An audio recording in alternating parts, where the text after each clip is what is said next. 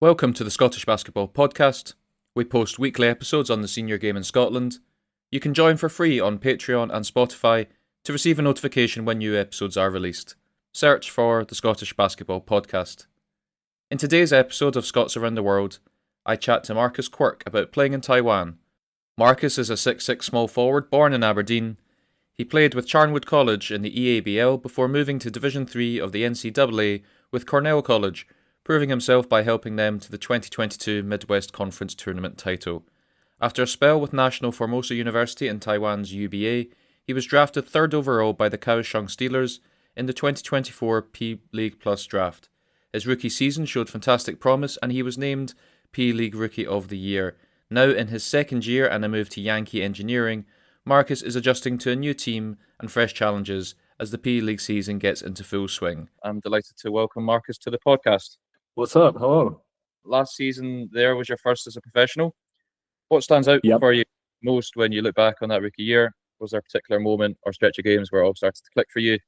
And how was the adjustment to the pace, expectations and grind of a pro schedule? I mean, the whole season kind of felt unreal a little bit just because I don't know if other players feel this way, but for so long playing professionally was sort of my goal, my dream. And I don't know if I ever let myself believe that I would achieve it completely. I was very, very lucky as well in that I got to play a lot in my first season. So definitely a lot of the moments were just like, wow, this is really happening. One thing about Taiwan is that there's like so many former NBA players or guys that I know about are playing in the league that I'm in, and being able to play in a league with that pedigree of player for my first season as a professional was definitely a privilege. You talk about where things started to click. I kind of, to be honest, I started the season with playing my best basketball of the year, actually. People talk about in the NBA about a rookie wall. Maybe I just didn't play as well at the end of the year as I did at the start, but I think I came out playing quite well and playing sort of freely, which is, people talk about flow state. I can't say that I was really there, but I definitely was playing sort of free basketball. And I think I started the season quite well. And then maybe I didn't adjust throughout the year as I should have as a professional, because other teams become aware of who you are. Their scouting reports get better. If you play well, then of course they're going to adjust to that. So maybe that was my weakness was just, it was my first season as a professional. So I'm learning on the fly that, you have to be just as adaptable as everyone else, I guess. But I mean, playing professionally, I guess for the players, the teams and the level, when I was here in Taiwan playing in university, I was very lucky. I was playing for a team. Our coach had a lot of connections, and we played a lot of closed door scrimmages against these teams already. Honestly, every year I might have played a dozen or even 20, professional teams in closed door scrimmages. And so it wasn't like the level was a shock, but definitely being part of the actual league itself and being with the 6,000 fans in the arena and the TV cameras was a privilege, and it felt surreal to really be experiencing it. For those unsure on Taiwanese basketball, maybe you could give us a quick overview of the teams and competition structure and where you and your current team, YK, fit into it. To be honest, it's a little bit like the UK at the minute. There's a little bit of division with different major actors, different leagues. There are 2 fully professional leagues here called the TPBL, the Taiwan Professional Basketball League, and the Plus League, which is the league that I play in. And over the last few years, there have been a lot of restructurings, teams jumping from one league to another, attempts to merge that fall apart. It's a shame that sort of, I want to say, political landscape affects the basketball. As of right now, I'm playing in the Plus League, which only has 4 teams, and the other league, the TPBL, only has 7. It's interesting that both are sort of surviving on their own with so few teams. So in our league, we've got 4 teams. We play everyone 8 times, 4 times home, 4 times away for a 24-game season. But what our league does have, despite being smaller, is that our league is the one that qualifies teams to the East Asia Super League, which is sort of like the Champions League here, but it operates outside of the FIBA structure. FIBA also has Champions League Asia, but it's a little bit messy. I know it's not necessarily easy to understand. My friends get confused about it too. And every summer it feels like it's going to change. Like one team's going to move from one league to another, or maybe they're going to try and merge. But we play 48-minute games here, 12-minute quarters. In the Plus League, each team can have 4 imports, 3 active per game.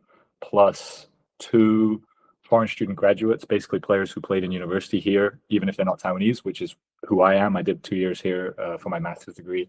And so that's the category of player I participate as. You're now settling into your second season in the league with a new team in YKE, with new teammates, coaching staff, and expectations. How does this group, in terms of personalities, ambition, and energy, compare to last year's group? Yeah, so it's interesting. So this team that I'm playing for now is newly formed. The team I played for last season unfortunately folded at the end of the year. And so I was sort of a free agent during the summer. The league was looking after me to a certain extent because I had a multi-year contract. They kept me in the loop, they kept me informed. And then when this team was established near the end of the summer, they sort of forwarded me onto them, and we came to an agreement about me coming here. So I've never played, it's only my second team that I've played for, but since it's a completely new operation, things definitely started a little rough around the edges. I mean, when we came to practice first time, I think we only had 8 players, and we were practicing at just like a leisure center that we were renting, and we didn't have a team bus for like scrimmages, and everything was sort of getting off the ground as we were starting because they were trying to get ready for participating in a new season on like 2 months notice. But things definitely rounded into their own. I mean, we got a lot of experienced imports come in. We rounded up the roster with more Taiwanese players too, and everything off the court they started, to sort of sort out. But things definitely started slow, and it was kind of up to us as players to keep our kind of focus and our morale up at the start of the preseason and during the early stages of the season. And I think that sort of was good for us in terms of team chemistry and getting to know each other, because a lot of the players that came here, it was late in the season when the team was established. So they've maybe been free agents for a while, or they've then been bought out from their contracts on other teams. We all sort of had a common thread of coming into a situation last minute and trying to make the best of it. And I think that was kind of good for us to all have that in common. And now, I mean, now that the season's going, the team has really, really, I have to say, done a really, really good job of behaving very professionally, doing all the right things, investing money in the right places. I'm really impressed by how quickly everything came together. The owner has been very willing and put in a lot of money to the team. And so, that's been showing in terms of the resources we have, the access to facilities that we have, and the way they look after us really as players and give us everything that we need. Hopefully it will translate to results on the court as soon as possible. What are the main tactical differences between Kaohsiung last season and YK this season, maybe in terms of pace, structure, offensive and defensive styles and sets? Obviously talking about establishing a new team from the ground up. Maybe how has this new setup benefited or changed your role on the court from last year? So we're definitely still finding our identity, I have to say. But comparing to last season, we played it's kind of a buzzword term now with the NBA. People like to talk about heliocentric offenses, right? With players like Luka Doncic or James Harden a few years ago, even LeBron James or Shai Gilgeous-Alexander a little bit now, Trae Young.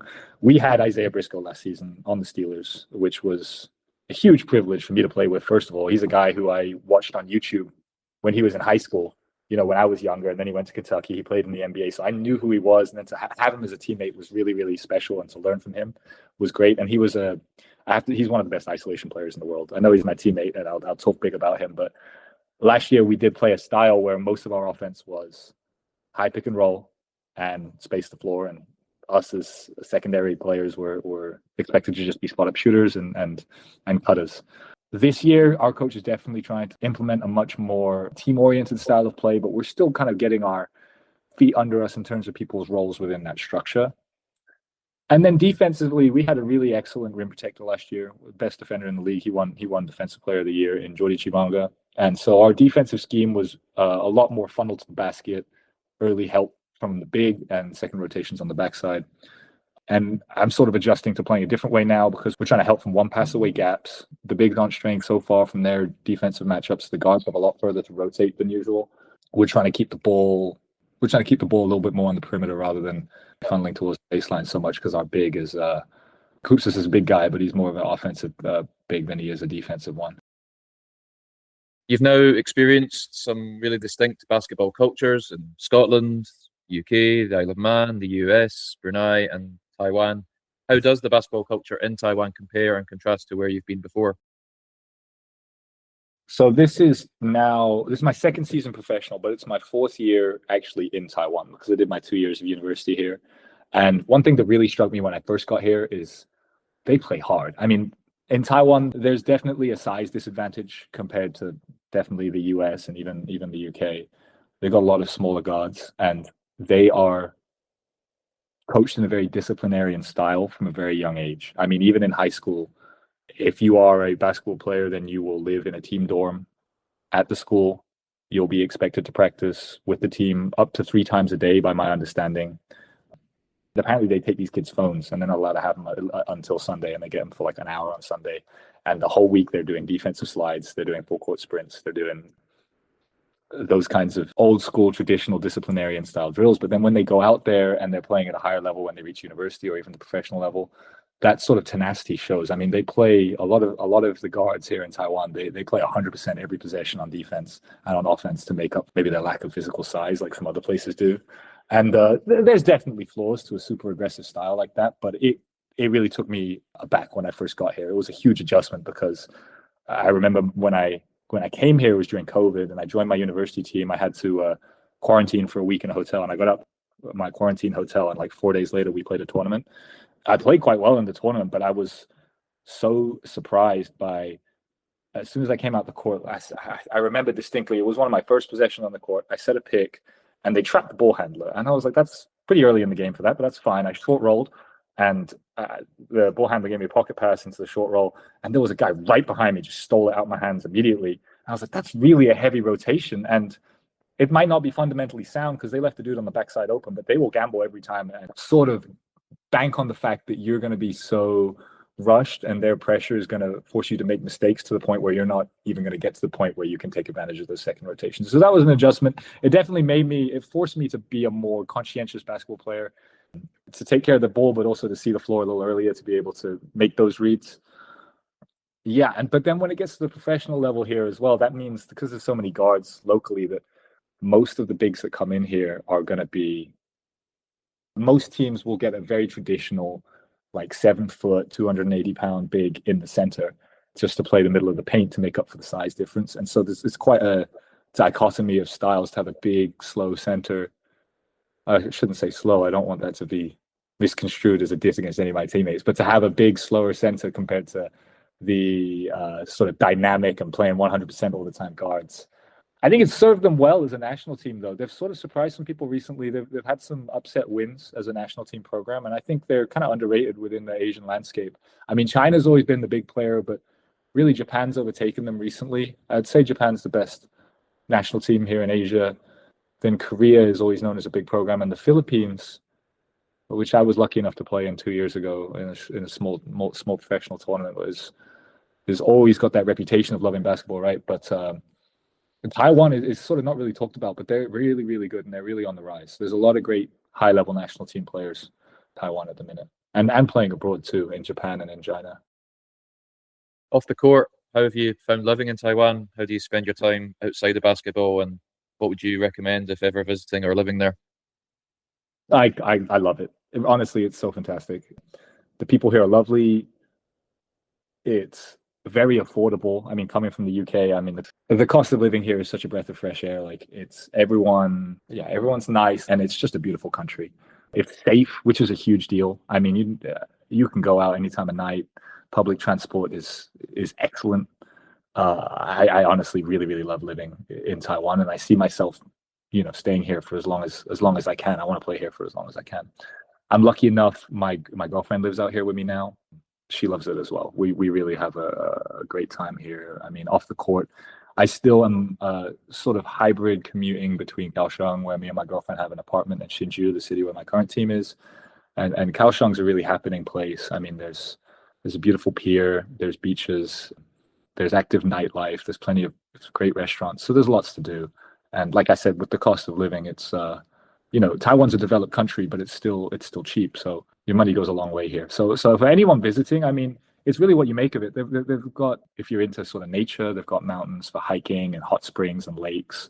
If you're more of a city traveler, Taipei is obviously a major world city. Taipei 101 is a very distinctive building. Used to be the tallest in the world. You can go up there at the top, and it's really nice. But the biggest thing, if you're traveling, and for me as well, is the food. The food's excellent. You're gonna, no matter where you go, you're gonna eat great food. So for anyone coming to Taiwan, I'd say just take advantage of that. You're still early on in season two. You've got a successful rookie year under your belt to build from. What are you hoping to achieve this season, both individually and with the team you alluded to there? Are there any other teams, leagues, or destinations calling your name, maybe after your stay in Taiwan? For myself, it's just get better every single day. I mean, like I said before, I considered it a great privilege to play with the teammates I played with last year. We had 2 or 3 guys who came from the NBA. We've got another NBA player this year, and just to be able to learn firsthand from guys who have been there and done that is so invaluable. I mean, I don't know, for a player with my background and my resume, I played NCAA Division III basketball. I wasn't a major prospect when I was coming up in the UK. I think I performed well when I was in the US, but I'm not exactly a player who necessarily was on anyone's radar. So to be able to play in a league where there's such a high caliber of player like that, I never take that for granted. So you talk about what my goals are for the season is just to continue learning and to continue getting better, to make up for maybe not having the resume that other players have had, and to make up for, those experiences I may have missed by playing a slightly lower level of college basketball. Yeah, I always want to get better every day. And as a team last year, it was a rough season for the Kaohsiung Steelers. We didn't win so many games. And I think it was a case last year where we just didn't quite put all the pieces together. And we're a brand new team this year, and we're going through that same sort of like learning process, like I said, trying to build team chemistry from scratch. So I'd really love to be a part of that coming together, right? Of us figuring it out and then it clicking and figuring that out as a team. Like I said, I love Taiwan off the court. So my first choice would be to stay here for as long as I can. I mean, it's a good league. It's one of the best in Asia. But like I keep mentioning, the quality of the players, especially the imports here, is very, very high. I don't know that, like I talked about with my resume, whether it would be possible for me to be playing in a league with that same caliber of player if I was in Europe, for example. I have an Irish passport, so there are some leagues in Europe that would open up to me because of that. My first choice is to be in Taiwan for a while. I've got something I'm very grateful for is that I've signed another multi-year deal this year, and I've got a lot more job security than maybe some of my friends who are playing as imports in other countries, or some of my guys I came up with in the UK. I know it's the norm for month to month or 1-year contracts in the UK and in Europe. And so one thing I really appreciate is the job security here. I mean, it does wonders for my mental sort of state day in, day out. I can focus on coming in and just working and getting better as a player and trying to benefit the team, rather than having to worry about, okay, I need to score X number of points today, or I need to get Y number of rebounds, or if I don't play this many minutes, then it's going to affect my ability to get a job next year. I'm very grateful, because I talk to a lot of my friends who are playing in other markets. I'm grateful that that's not something that I have to worry about. I think that goes a long way for my mental state too. But I would like to continue. I mean, there are the countries I'd like to play in Asia. You mentioned that I'm Bruneian. I did grow up for 8 years in Brunei. And at that time, the major basketball league in the region was called the ABL. Unfortunately, it's now defunct. FIBA, the ABL was a regional league with teams from countries all across Southeast Asia. So for a brief time, that included Brunei, but that was only for 2 years. But the major players were teams in Singapore, Kuala Lumpur, Vietnam, Thailand, Hong Kong, Indonesia, and Macau. So it was truly a regional league, and that was what was broadcast on television when I was growing up in Brunei.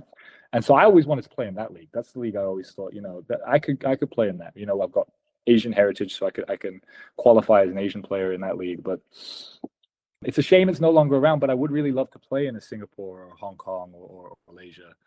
So those countries are sort of at different levels of their sort of basketball development at the minute in terms of professionalism. That it's a shame that the ABL was no longer sanctioned by FIBA, because I think it was good for those countries to be able, those countries that can't necessarily support multiple pro teams, but have enough resources and players to maybe have one professional team.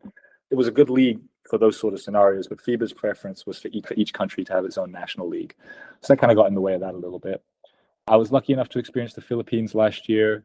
Japan would always be very, very cool, but that's an extremely competitive market as a player to break into. I'm happy in Taiwan for now. I would like to play in Britain, but I don't know if that's really a viable option financially and where I'm at with the progression of my career here in Taiwan. I want to continue to see this through and see how much I can achieve out here first. Amazing, Marcus. Thank you very much for your time today, and best of luck with the rest of your season. Thank you very much. It was a pleasure. For more episodes on the senior game in Scotland, join and subscribe to the Scottish Basketball Podcast for free on Patreon and Spotify to receive a notification when new episodes are released. Search for the Scottish Basketball Podcast. Thanks for listening.